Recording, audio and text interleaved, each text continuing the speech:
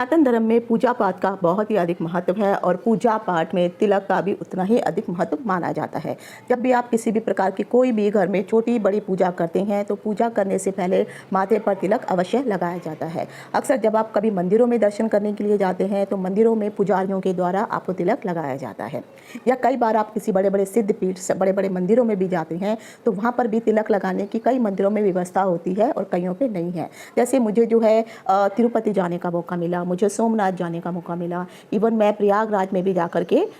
जाने का मुझे मौका मिला और बहुत सारे ऐसे बड़े कुछ सिद्ध पीठ हैं जहाँ पर मुझे जाने का ईश्वर की कृपा से मौका अवश्य मिला। लेकिन मैंने वहाँ पे एक चीज़ को अवश्य देखा कि जितने भी इस प्रकार के जो बड़े बड़े टेम्पल हैं वहाँ पर जो है ज़रूरी नहीं है कि आप मंदिर के अंदर जाएंगे तो तिलक लगाने की व्यवस्था वहाँ पर आपको अवश्य मिलेगी या नहीं, ये आप नहीं कह सकते। लेकिन उन मंदिरों के बाहर बहुत सारे ऐसे लोग खड़े हुए जरूर आपको दिखाई देते हैं जो अपने हाथों में एक थाली या फिर एक टोकरी लेके खड़े रहते हैं और कुछ उन्होंने अलग अलग सिंबल, चाहे वो त्रिपुट का सिंबल हो, अब डिपेंड करता है कि आप कौन से मंदिर में गए हैं। जैसे मुझे सोमनाथ जाने का मौका मिला तो सोमनाथ में आपको जो है बहुत सारे ऐसे इवन लड़के लड़कियां, छोटे बच्चे जो हार्डली 8-10 साल के बच्चे हैं, महिलाएं, पुरुष,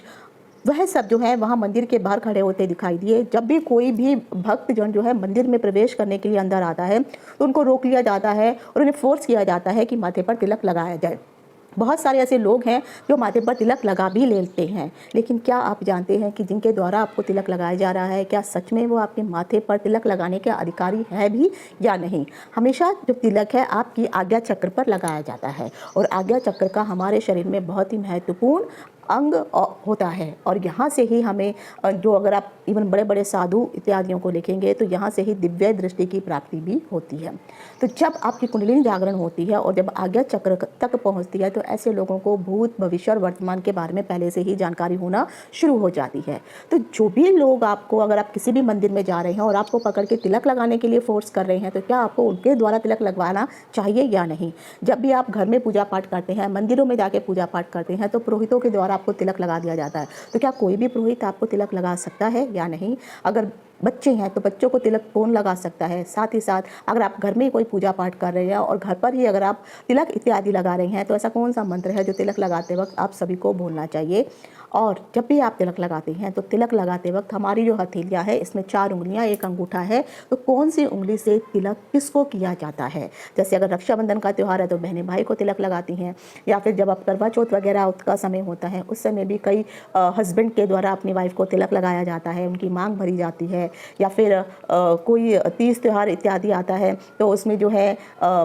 माँ जो है अपने बच्चों को तिलक लगाती है। इवन तिलक लगाने के भी अलग अलग विधान होते हैं, लोग कई तरह से अलग अलग तरीक़ों से तिलक लगाते हैं। तो आज का जो मुख्य वीडियो बनाने का कारण है कि आखिर आपके माथे पर तिलक लगाने का अधिकारी कौन होता है और जब भी आप तिलक किसी को भी लगाते हैं तो आप तिलक लगाते वक्त किस प्रकार के मंत्रों का उच्चारण कर सकते हैं, साथ ही साथ कौन सी उंगली, कौन से हाथ के द्वारा किस को तिलक लगाया जा सकता है। इन सभी चीज़ों की जानकारी लेकर के मैं डिम्पल चांडिल्या मैं सभी नए और पुराने दर्शकों का हार्दिक स्वागत करती हूँ। नमस्कार।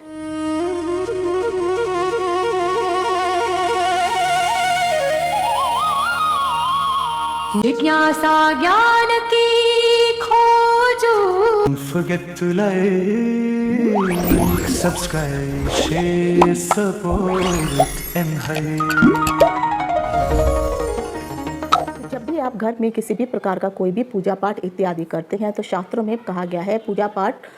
करने से पहले या तो पंडित के द्वारा या जो भी पुजारी आपके घर में आया हुआ है, चाहे आप हवन करवा रहे हों या कोई छोटा कोई भी पूजा पाठ करवा रहे हों और पंडित को बुला करके अगर आप पूजा पाठ करवाते हैं और साथ ही साथ आप विवाहित भी हैं तो जब भी आपको कोई भी तिलक जो है व्यक्ति आकर के ऐसे नहीं लगा सकता है। तिलक लगाने के अलग अलग विधान बताए गए हैं, अलग अलग तरीके से अलग अलग चीज़ों के द्वारा तिलक लगाया जाता है। कुछ लोग जो है कुमकुम का तिलक, हल्दी का तिलक, अष्टगंध का तिलक, सफ़ेद चंदन का तिलक, लाल चंदन का तिलक, इवन मिट्टी का तिलक और देखा जाए तो केसर का तिलक। इवन जब भी किसी का कोई ग्रह इत्यादि खराब होता है तो ज्योतिष में भी बहुत सारे ऐसे तिलक के द्वारा उपाय बताए गए हैं। तो काफ़ी सारे मैं भी उपाय ज्योतिष की गणना करने के पश्चात जो है अपने जातकों, जो भी जातक हैं उनको मैं बताती हूँ कि आपको किस प्रकार का तिलक कहाँ लगाना चाहिए। माथे पे लगाने से क्या फ़ायदा है, कंठ पे लगाने से क्या फ़ायदा है, कानों में लगाने से, नाभि लगाने पे लगाने से। तो यहाँ पर अलग अलग जगह पर तिलक लगाने के भी अपने अलग अलग ही फ़ायदे होते हैं। तो सर्वप्रथम प्रश्न आता है कि आपके माथे पर तिलक लगाने का अधिकारी कौन होता है। एक तो चीज़ याद रखिए, ये जो है आपका जो ललाट है उसमें जो दोनों बाहों के बीच का जो जगह है इसको हम जो है आज्ञा चक्र कहते हैं, और आज्ञा चक्र आपके शरीर का एक महत्वपूर्ण अंग होता है। तो कोई भी चलता फिरता व्यक्ति आपके माथे पर तिलक नहीं लगा सकता है। जैसे मैंने आपको कहा कि मुझे कई जगह बड़े बड़े मंदिरों में जाने का मौका मिला, सिद्धपीठ जाने का मौका मिला, तो वहाँ पर हमेशा अगर जैसे मैं सोमनाथ गई तो सोमनाथ जाते वक्त मैंने वहाँ देखा कि बहुत सारे, चाहे वो छोटे 5 या 10 साल के बच्चे क्यों ना हों, कुछ महिलाएं हैं, और खासकर देखा जाए तो वो बंजारे किस्म के ही देखने में लग रहे थे, और कुछ पुरुष भी थे, लेकिन उनके कपड़ों की हालत अगर आप देखेंगे तो उनको देख के ऐसा लगेगा कि मान लीजिए वो हफ्ते 10 दिन से नहाए ही नहीं हैं, मैले कुचले कपड़े पहन रखे हैं, जो स्वयं खुद नहीं नहाए हैं, लेकिन ये सबको रोक रोक करके वो 10-10 रुपये लेकर के तिलक अवश्य लगा रहे थे। अब वो होता है क्या है, कुछ पीले रंग का कुछ वो ले लेते हैं रंग, उस रंग को जो है आपके माथे पर अपनी उंगलियों से जो है लेप दिया जाता है। उसके पश्चात जो है वह उनके पास एक पहले से ही रेडीमेड सांचे बने हुए होते हैं,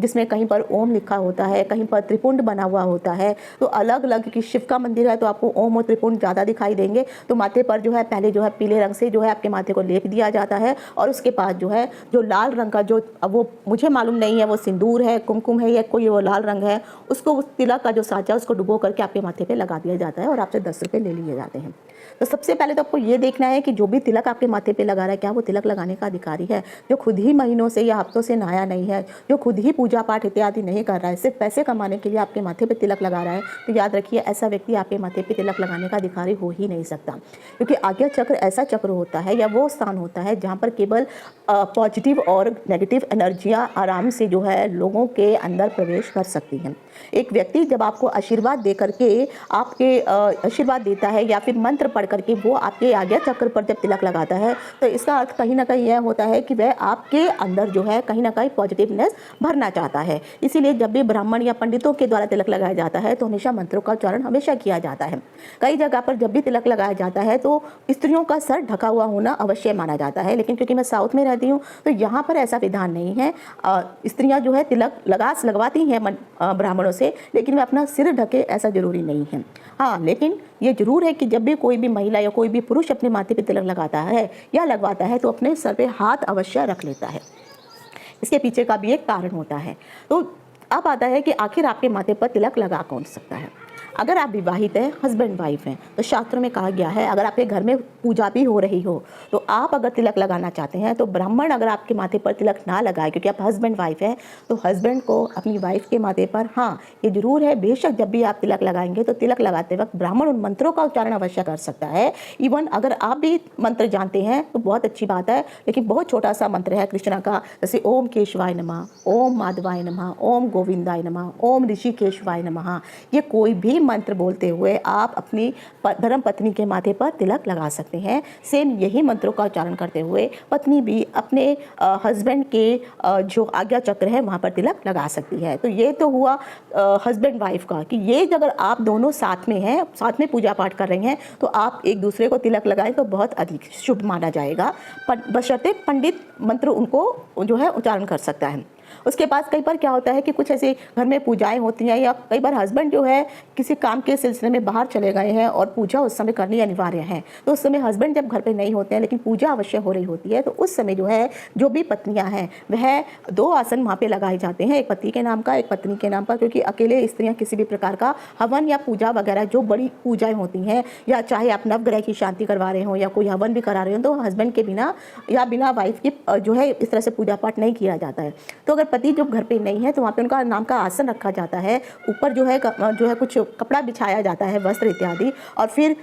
जो भी आपके हस्बैंड के वस्त्र होते हैं, जैसे कई लोग कुर्ता पजामा पहनते हैं तो ऊपर स्टॉल ले लेते हैं, तो आप उनका एक स्टॉल ले लीजिए और पंडित के द्वारा आपका दुपट्टा हो, साड़ी का पल्लू हो, उसमें कुछ जो है मिष्ठान आदि रख करके, या कि जो सुपारी होती है, या फिर जो है छुआरा होता है, सूखी हल्दी होती है, कुछ अक्षत होते हैं, पुष्प होते हैं, और उसमें कुछ दक्षिणा वगैरह रख करके मंत्रोच्चारण से आप दोनों का गठबंधन किया जाता है, और फिर उस वस्त्र को जो है जो भी आपके हस्बैंड के लिए आसन बनाया गया है उसके ऊपर रख दिया जाता है, और इस प्रकार से पूजा दिनचर्या शुरू करती हैं। लेकिन अब आपके पति घर पर नहीं है, आपको तिलक कौन लगाए, उस अवस्था में पंडित जी के द्वारा आपको तिलक लगाया जा सकता है, तो आप पंडित जी से तिलक लगवा सकती हैं। अगर आप मंदिर में भी जाती हैं तब भी कोशिश यही करिए, अगर आपके हस्बैंड साथ में आए तो हस्बैंड ही आपको तिलक लगाए और आप अपने हस्बैंड को लगाएं तो बहुत अच्छा है। अब आती है बच्चों की बात। अगर बच्चों को भी तिलक अगर आप लगवा रहे हैं, अगर आप खुद लगाती हैं तो भी अच्छा है, और अगर पंडित जी हैं तब भी वो तिलक लगाते हैं, तो कोशिश करिए कि हर जगह जरूरी नहीं है कि पंडित जी मंत्रोच्चारण करके तिलक लगाए। तो अगर वो तिलक लगा रहे हैं बच्चों को तो लगा सकती हैं,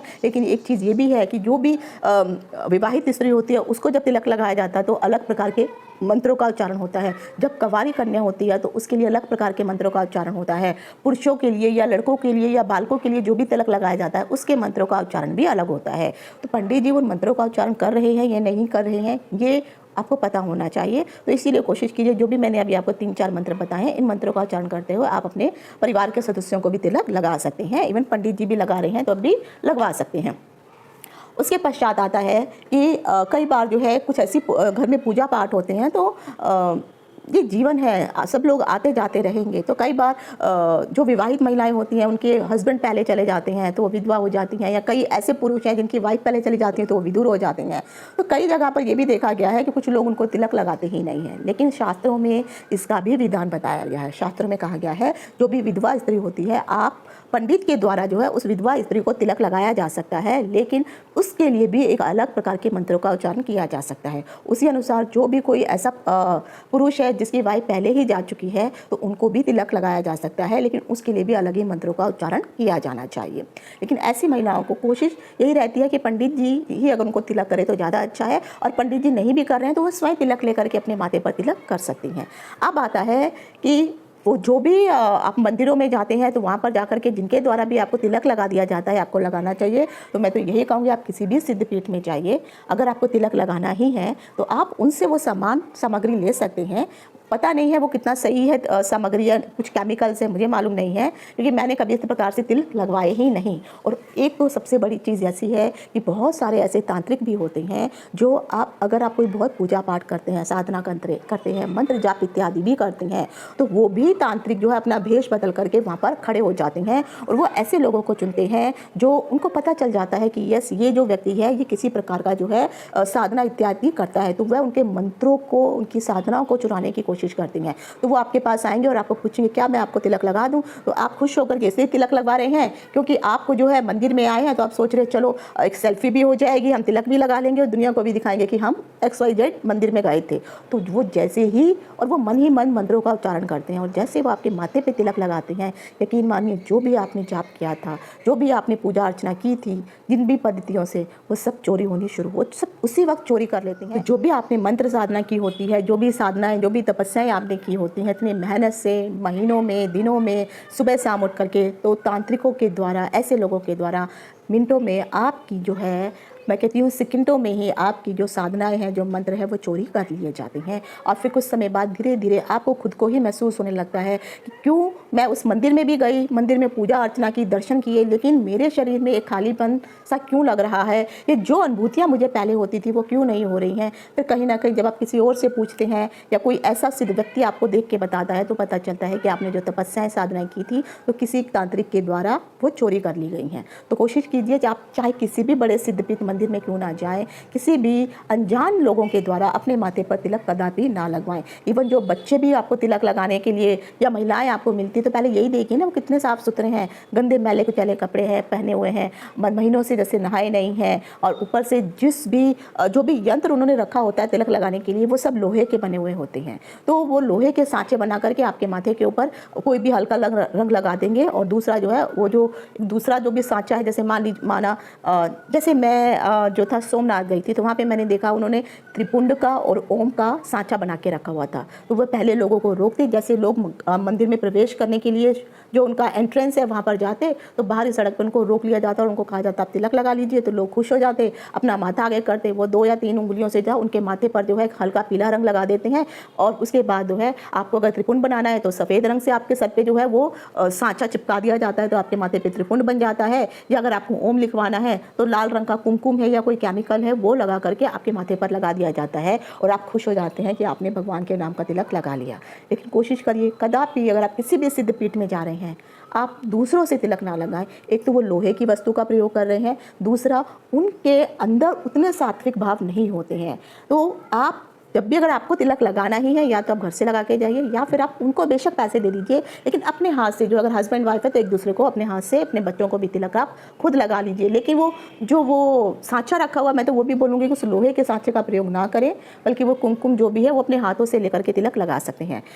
तो इसी तरह से जो है आपको उनको तिलक, आप एक दूसरे को हस्बैंड वाइफ तिलक कर सकते हैं। अब आता है बच्चों की बात। तो अगर आप किसी मंदिर वगैरह में पूजा पाठ करने के लिए गए हैं तब भी आप जो है, कोई ब्राह्मण अगर आपको तिलक लगा रहा है, हस्बैंड वाइफ साथ में है तो कोशिश करिए एक दूसरे को खुद ही स्वयं तिलक लगाइए। हाँ, बच्चों को ब्राह्मण के द्वारा तिलक लगाया जा सकता है और जो मैंने मंत्र बोले हैं उन मंत्रों का उच्चारण करके आप तिलक उनको लगवा सकते हैं। अब प्रश्न आता है कि कौन सी उंगली के द्वारा हाथों में से अंगूठे का और उंगलियों का जब आप तिलक करते हैं तो कौन से तिलक का क्या महत्व होता है, किस उंगली से किस प्रकार की का तिलक लगाना चाहिए और किस किस को तिलक लगाना चाहिए, उसकी जानकारी मैं आपको दे रही हूँ। तो जैसे मैंने आपको बताया है कि शास्त्रों में तिलक लगाने के अलग अलग मंत्र बोले गए हैं, अलग अलग जो हैं नियम बनाए गए हैं कि कब किस चीज़ को किस फिंगर से तिलक लगाना चाहिए। तो हमारे हाथ में 4 उंगलियां, एक अंगूठा होता है। तो सर्वप्रथम जब भी आप किसी को तिलक लगाते हैं तो हमेशा अपने दाहिने हाथ अर्थात राइट हैंड का प्रयोग करना चाहिए। जो हमारी सबसे बड़ी, जो सबसे फर्स्ट फिंगर होती है, इसे हम इंडेक्स फिंगर कहते हैं और तर्जनी उंगली भी कहते हैं। तो शास्त्रों में कहा गया है जब भी किसी का श्राद्ध किया जाता है या मृत्यु के पश्चात पिंडदान इत्यादि किया जाता है तो उस समय जब पिंडों पे तिलक लगाया जाता है तो वो जो तिलक है आपको इस इंडेक्स फिंगर से ही लगाना चाहिए। और जब आप श्राद्ध करते हैं, पत्तों में जो 16 भोजन रखे जाते हैं तो उसमें भी तिलक लगाए जाते हैं। तो जो कुमकुम का तिलक आप लगाते हैं तब भी आप पितरों के लिए इंडेक्स फिंगर अर्थात तर्जनी फिंगर का ही प्रयोग करके ही आप उनको तिलक लगा सकते हैं। उसके बाद आता है जिसे हम मध्यमा उंगली कहते हैं या फिर हम इसे मिडिल फिंगर भी कहते हैं। इसे हम शनि की उंगली भी कहा जाता है। तो जब भी आप अपने आप को तिलक लगाने वाले हों, जब स्वयं को तिलक लगाना होता है तो उस समय आपको राइट हैंड की मध्यमा उंगली से ही तिलक आप अपने माथे पर स्वयं को लगा सकते हैं। उसके पश्चात आती है आपकी तीसरी फिंगर, जिसको हम जो है अनामिका उंगली या फिर रिंग फिंगर भी कहते हैं। रिंग फिंगर इसलिए कहा जाता है क्योंकि जब भी एंगेजमेंट वगैरह होती है तो वर और वधू को एक दूसरे को जब अंगूठी पहनाई जाती है तो इसी उंगली में पहनाई जाती है। तो जब भी आप किसी भी देवी देवता की पूजा कर रहे होते हैं और देवी देवता को पूजा करते वक्त जब आप उनको तिलक लगाते हैं तो हमेशा आपको रिंग फिंगर का प्रयोग करना चाहिए और उसी के द्वारा अपने देवी देवता को तिलक लगाना चाहिए। उसके पश्चात आती है आपकी सबसे छोटी फिंगर, जिसे हम स्मॉल फिंगर कहते हैं या कनिष्ठिका उंगली कहा जाता है। तो जब ये जो छोटी फिंगर होती है, इस फिंगर से किसी को भी तिलक नहीं लगाया जाता है। और जब भी आप मंत्र जाप इत्यादि करते हैं तो हमेशा ये कहा जाता है जो कनिष्ठिका उंगली होती है और जो आपकी जो प्रथम उंगली होती है इसका प्रयोग नहीं किया जाता। सिर्फ आपको ये 2 उंगलियां और अंगूठे का प्रयोग करके ही माला को जपा जाता है। तो कनिष्ठिका उंगली से किसी का भी तिलक करना वर्जित है। उसके पश्चात आता है आपका अंगूठा। जब भी आप किसी को भी तिलक करते हैं, शास्त्रों में तो यहाँ तक कहा गया है जब आपके घर में कोई अतिथि वगैरह आते हैं, इवन अगर आप राजस्थान वगैरह में जाएंगे तो वहाँ पर जो है तिलक लगा करके स्वागत किया जाता है। या फिर जोधपुर वगैरह में जाएंगे तो किसी, अगर आप होटल वगैरह में भी जाते हैं तो वहाँ भी तिलक लगाया जाता है। तो जब भी तिलक लगाया जाता है, जब आपके घर में कोई अतिथि आया है और अतिथि को अगर आप तिलक लगाते हैं तो हमेशा अंगूठे का प्रयोग किया जाता है। यानी उस अंगूठे से तिलक लेकर के उस व्यक्ति को इस तरह से लगा दिया जाता है जो आपके अतिथि होते हैं। इवन जब आप भाई बहन रक्षाबंधन का त्यौहार मना रहे होते हैं तो बहनें जो सर्वप्रथम तिलक है वो अपने भाई को जो है, जो ये आपकी रिंग फिंगर होती है, इस रिंग फिंगर से आप जो है पहले भाई को तिलक लगाएंगे और फिर अंगूठे से उस तिलक को जो है ऊपर कर दिया जाता है तो एक लंबा तिलक बन जाता है। इसका अर्थ यह कहा जाता है शास्त्रों में कि जब आप इस तरह से लंबा तिलक लगाते हैं तो कहीं ना कहीं ये लंबी आयु को भी और विजय का भी प्रतीक माना जाता है। और उसके पश्चात जो है आप जो है हल्दी कुमकुम या फिर जो है थोड़े अक्षत जो है इसी उंगली से, जो आपकी मध्यमा फिंगर है, अपने भाई को जो है आप जो है तिलक कर सकती हैं। इसी फिंगर के द्वारा भी हस्बैंड वाइफ एक दूसरे को तिलक लगा सकते हैं। तो इस प्रकार से अगर आप इन उंगलियों का और अंगूठे का प्रयोग करके आप अगर एक दूसरे को तिलक लगाते हैं, परिवार के सदस्यों को लगाते हैं, पूजा पाठ करते वक्त लगाते हैं तो ये अत्यंत शुभ होता है। और कोशिश कीजिए जो मैंने छोटे मंत्र बताए उन मंत्रों का उच्चारण करके ही आप तिलक लगाइए और किसी भी अनजान व्यक्ति को अपने माथे के आज्ञा चक्र पर तिलक लगाने का अधिकार मत दीजिए। आपको नहीं पता है कि उस व्यक्ति के अंदर कौन सी नकारात्मक शक्तियाँ विद्यमान हैं जो आपके आज्ञा चक्र को छू करके आपके अंदर जो है किसी न किसी प्रकार की नकारात्मक शक्ति का जो है प्रवेश भी करवाया जा सकता है और ये होता भी है। तो आशा करती हूँ जो भी मैंने तिलक से संबंधित आपको महत्वपूर्ण जानकारियाँ दी होंगी आपके लिए लाभदायक सिद्ध होंगी। अगर आप लोग ज्योतिष में इंटरेस्टेड हैं और ज्योतिष से संबंधित बहुत सारे अलग अलग जानकारियाँ भी चाहते हैं, जैसे अभी जो है शनि ने अपना राशि परिवर्तन किया है, तो मेरा एक और अन्य यूट्यूब चैनल है जिसका नाम है ज्योतिष अथाह ज्ञान सागर। उसमें मैंने नक्षत्र सिद्धांत के द्वारा और साथ ही साथ जो शनि ने अपना राशि परिवर्तन मीन राशि में किया है, तो 12 राशियों को राशि के अनुसार शनि क्या फल देंगे और नक्षत्र के अनुसार शनि सबको क्या फल देंगे, इन सभी की विस्तृत रूप से जानकारी मैंने उस वीडियो में दी हुई है। तो अगर आप अपना भविष्य फल जानना चाहते हैं, इवन अब गुरु भी परिवर्तन करेंगे, राहु केतु भी परिवर्तन करेंगे, तो इनसे संबंधित जानकारियाँ भी मैं वहाँ देने वाली हूँ। तो उनका लिंक जो है मैं नीचे डिस्क्रिप्शन बॉक्स में दे दूँगी, आप वहाँ से उस चैनल को भी सब्सक्राइब कर सकते हैं। उसमें ज्योतिष से संबंधित अलग अलग प्रकार की महत्वपूर्ण जानकारियाँ आपको प्राप्त होंगी। आज यही तक। इति शुभम। नमस्कार।